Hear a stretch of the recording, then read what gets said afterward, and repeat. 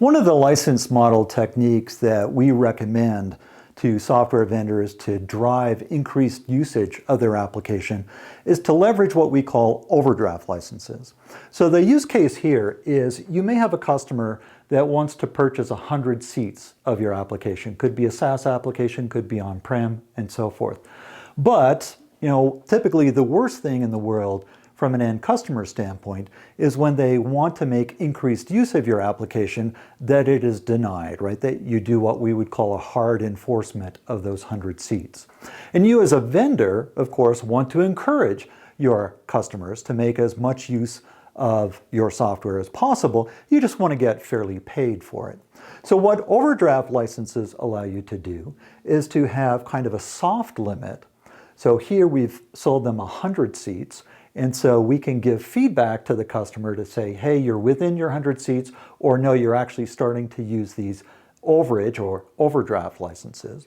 But we'll put a hard cap of 120 seats so that they don't just have unbridled access to your application.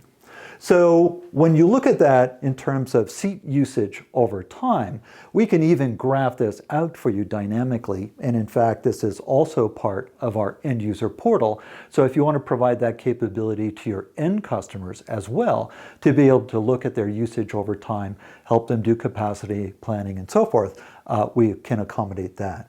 So here you might have sort of varying demand against the initial 100 seats.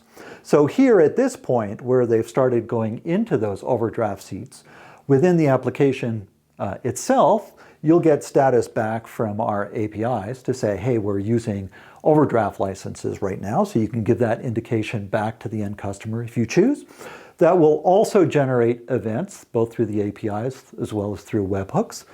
So you can put the appropriate handling against that, perhaps send an email to the account team, send an email to the end customer admin, whatever you wish to do.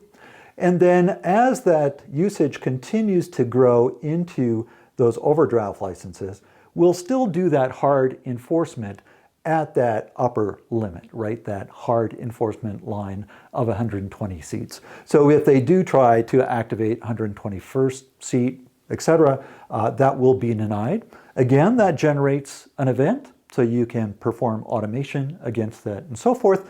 And again, the end customer through the end user portal can see that they've been denied a certain number of times, and if that happens a lot, obviously they'll want to bump up their capacity.